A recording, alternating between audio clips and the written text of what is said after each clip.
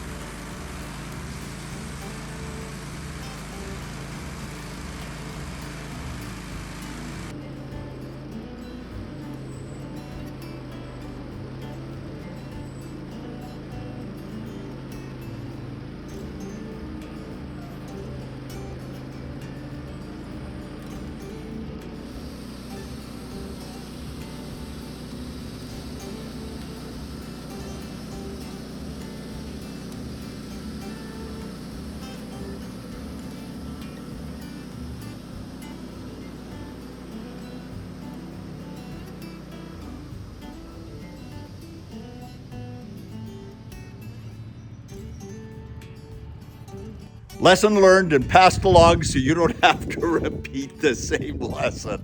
Okay, so Howard here at 82 Maple, and on the subject of the diving saw blade, got into a cut here, same log, and it's 22 inches wide down there. Everything is fine. Laid a straight edge, lots of lubrication, and a new blade, just to make sure I got what I wanted out of this. Then, at the 4-foot point, the blade started diving. You can see my finger, kind of. I can just about get it in underneath there. Did another little dive there. And then it just took off. Look at that. I'm gonna go around the other side for a better view. Wow, it started climbing here. And there's where we ended up.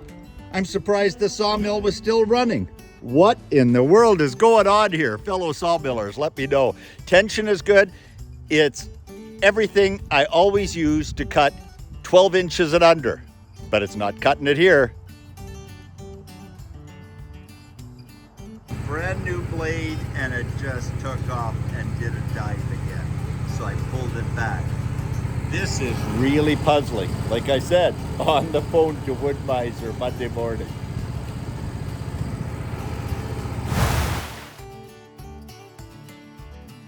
Okay, so fast forwarding a couple of days here.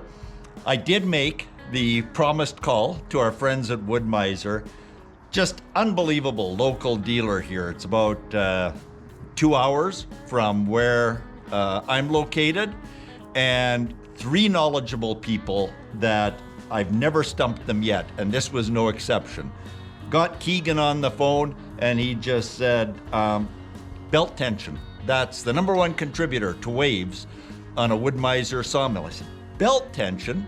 And he said, yeah, the drive belt. He said, if it starts slipping, your saw is not getting enough speed, and meanwhile you're pushing, and the saw blade needs to go somewhere, so it'll climb or it'll dive. And that makes total sense, because I was cutting, as I mentioned, the widest log I've cut on this unit. And so that if the belt was loose and there was slippage and my blade slowed down, which it did. You remember from the beginning of this video, I got 6 feet before it took a dive. And so a little heat, a little expansion, you know how all of that works. Okay, so let's look at the solution. So they had to ship me a little part, and we'll get into that here in just a second. First, I've got to pull 4 bolts.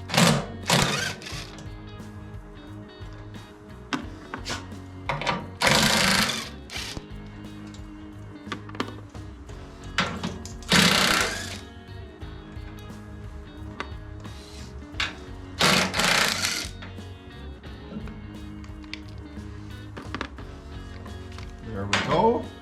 We pull this off. Now, here's this little device which cost the princely sum of, a bargain actually, $45 Canadian. So what I've got to do is I've got to work with the tension on this. Now this is slack here, so Coral's going to go around the other side and push the handle down as if I'm engaging the blade. So all the way down, Coral. Yeah, that. It should lock in. Did it lock in? Nope. There we go. Hard to do one hit. Yeah, it is. Okay, so now what I've got I'm starting at the top. This is where my hand is going to rest, and we're going to check blade tension here. At 14 pounds, so I've set my marker O-ring, that's in pounds. There's kilograms on the other side, so let's not confuse the two. At 14 pounds, ideally, I should get 7/16 of an inch of deflection on this. So I'm going to position this now for newer mills. There's an outstanding Wood-Mizer video on this subject, but it doesn't apply to this mill. This mill is 11 years old. There's a little hatch cover, and you don't even have to pull that orange cover that I just pulled. There's a little hatch. But what we're looking for is midway between the pulley there and the pulley here. So I'm going in here. Now, I need something to check it against. So I've got my little magnetic square, and it doesn't need to be level. Like there's well, I can make it level by just opening up this cover. Brush this off. Put this down here. Okay. Now, I'm going to use the 2-inch mark here as my visual. So I need to get 7/16 of an inch deflection. So I'm here at 2 1/4, 2 1/2, so right there. So when this, incidentally, there's also a scale on this that I can use. It's just, this is easier for me, given I have this square with the measurements on it anyways. And so when this rubber O-ring hits here, I should have about 14 pounds of force on here, which I don't have to be reading. All I need to do now is watch my O-rings. So I'm pushing, pushing, pushing. I've got about 5 pounds. Okay, I've got 10 pounds. Okay, watch my bottom O-ring now. And I've pushed it down to the 2-inch mark, and I'm at about 13 pounds. 12 and a half to 13. You know what? I'm gonna try it at this. I'm not gonna go for the full 14. I'm due to change this V-belt because I have no idea how old this one is. And if it's old and brittle, my sense is I'm not gonna get full deflection, and we'll see if we get any slippage. Now, hey, spoiler alert, I'd already tightened this, and what I did to get it to this point is I had put a full turn in. Now, what in the world does that mean? Let's go around the other side of the sawmill and see what full turn means here. So I've got a 3/4 inch wrench. We're going to go here. This is the mechanism behind the lever.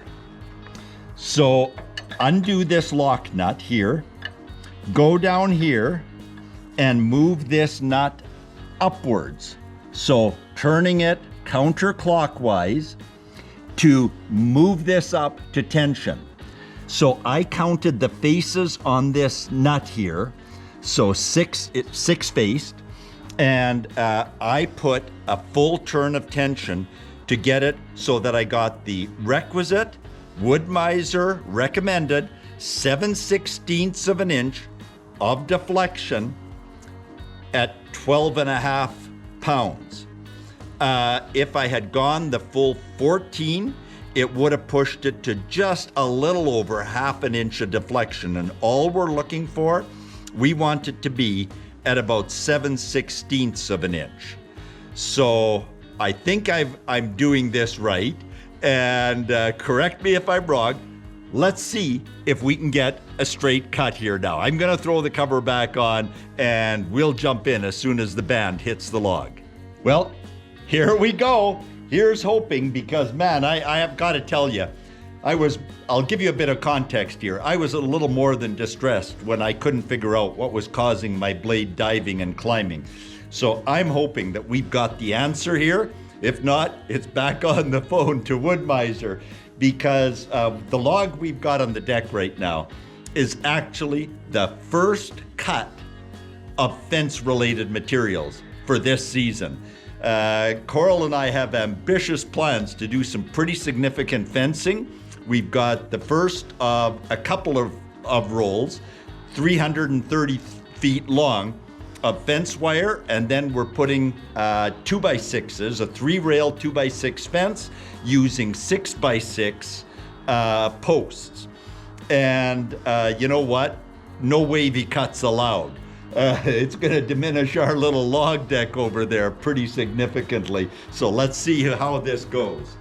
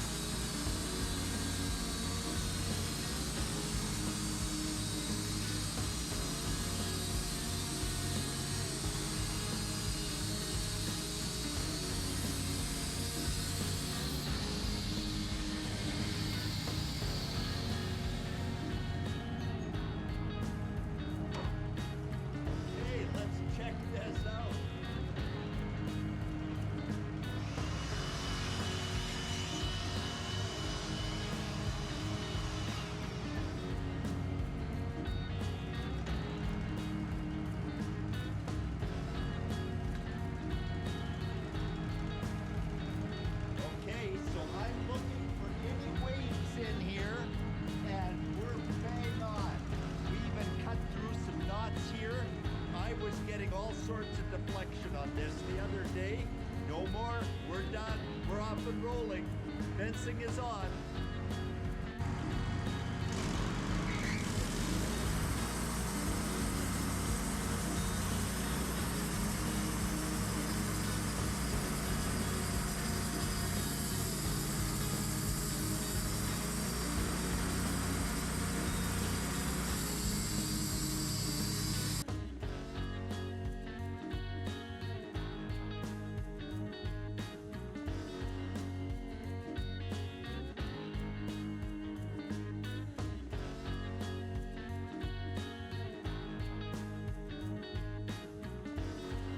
Well, so at the end of the day, what did we do with these ugly cuts? I know that's the question on your mind.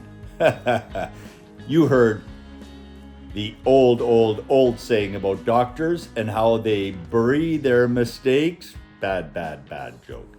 Anyway, yeah, that's what we're doing here in the greenhouse. We're burying these. Does that piece down there look familiar? Yeah. And its buddy is over here already pretty much, yeah, the evidence is pretty much gone. There you have it. The joys of doing one's own sawmilling with all of the complexity and the fun that comes with it. And here we are hanging out, Kelvin and I on May 18th. Look at this. This is crazy. Like it's just crazy bouncing storm off my nose. Look at it bouncing off the roof up there. And we're just going to pivot because there's something interesting in the background. Hey, Dean and Cindy rolled in on that bike just 15 minutes ago. From Vancouver Island.